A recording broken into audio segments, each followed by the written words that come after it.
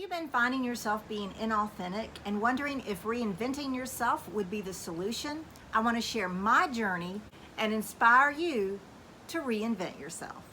How's it going, reinventors? I'm Amelia, and this is Reinventing You, the channel where you can be inspired to make major changes in your life, whether it's health or your career or your relationships. That's called reinventing. And it could be big, it could be small, but there's often areas of our lives where we need to make major changes. And I want to explain a little bit how I discovered my own inauthenticity and how I knew that I needed to reinvent myself so I could be more myself, that is, more authentic. If this is your first time here, I invite you to subscribe. Don't forget to click on the bell. That way you'll be notified when I post new videos. Now, I normally post twice a week. Last week and part of this week has been an exception. And the reason is I have been doing some major moving and preparing for renovation. I will explain more at the end of the video, plus give you a sneak peek for a future video that will probably be 6 months down the road about reinventing through remodeling your home. But I want to just give you a little bit of taste of what's to expect and also what's going on with me. So just hang on to the end of the video to see that. I remembered somebody asking me on one of the comments about being inauthentic, especially in the church. And when I went back to find the comment or the question, I couldn't. So I'm not sure if I really was asked that question or if it just, the way it was stated in the comment made me think it was a question. And I really struggled with answering it because my thought was, well, if I'm going to talk about being inauthentic in the church, sure, I would have lots of stories to tell about lots of people in the church. But on the one hand, that betrays their confidence as their pastor at the time. I would be, that was, for me, that's not what I should be about. Whether I'm retired or not, I should not be sharing that information. Other thing is that I can only speak for myself being inauthentic in the church, really. And so to say, oh, I'm going to talk about other people is really not what this is all about. I mean, I've talked about being nosy or people being nosy about our business, so I don't need to be talking about what's happening, I don't need to be nosy in other people's business. I don't need to be the nosy person is what I'm trying to say. That one of the reasons I decided to reinvent myself was because I felt like I was being inauthentic as a pastor in the church. And the reason was, I think that when I was learning how to be a pastor in seminary, which is the 3 years where you get a master's degree or a master's of divinity degree, and no, that has nothing to do with candy, by the way. Or if you are just simply training after you have your master's, you're simply doing, I guess in our church, it was, you had to do so many, everybody called them go through certain hoops, but there were certain things you had to do to learn how to be a pastor, including a short stint as a chaplain in a hospital and those kinds of things. One of the things that I understood that I needed to be sort of a neutral party. Like I really didn't need to be telling people who I was for when it came to football. I give that as an example. Are you an Auburn or Alabama fan? Well, I need to be neutral and I can't say I'm one or the other. And actually, I'm not one or the other. Okay, my husband is a huge Alabama fan, so when you live with somebody, you can't complain complete neutrality. But anyway, what I'm saying is that's what I learned to do as a pastor. That if somebody had a big opinion on homosexuality or abortion or adultery or money laundering, that I needed to basically, not say anything. Now, I tended to, when it came to political elections or when it came to controversial issues in the news, I would try to be that middle ground person. So I tried to be a neutral party, but what that meant is I suppressed what I felt was right or what I felt I should be standing up for. And I know people who are not like that. They don't have any kind of neutrality. I mean, whether they're, completely progressive or completely on the right wing and conservative, they are that way. I mean, they don't play any middle of the road. And that I tried to, because I felt like there were enough people sitting in the pews who believed one way or the other. And I wanted them to wrestle with that, because that's something you have to do as a person. You have to wrestle with those kinds of issues.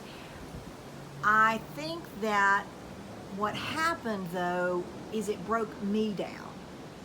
When you are inauthentic, when you don't express who you really are, what you really believe, then you lose a sense of who you are and what you really believe. Or you feel ashamed of what you really believe.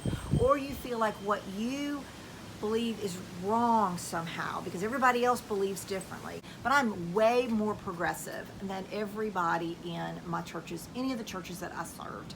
And I don't know if anybody picked up on that or not. And I saw a lot of hypocrisy in the church on different issues. I could tell you lots and lots of stories. But when I saw myself being a hypocrite, that's when I realized I had to stop. I had to get out of that situation. I felt like, I still feel like today, that a pastor needs to be more accepting of whatever viewpoint, unless it's, is immoral or put somebody in danger, or if the pastor feels called to preach on a certain topic, that's one thing. But I know that some pastors, I'm not saying all of them, but some pastors have an agenda. It's not about what God's calling them to say, it's about the power they hold in their position. And I'm sorry that that's true, and I did not want to become that. So when I realized I was being inauthentic in my ministry as a pastor, I said, I've got to stop. This can't go on, because I realized that my frustration with not being able to express who I really was and who I really believed me to be, and what God was calling me to say, or not to say, but who God called me to be and what my beliefs were, that I was simply not being myself, and that is totally wrong. And so that's my own experience with being inauthentic. So now I'm trying to be authentic in who I am.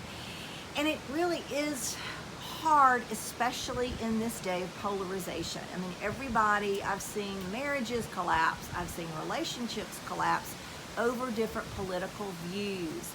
And I've seen a lot of problems in this country, in America, because people believe one way or the other. And I feel like there is a way to be authentic without being insulting.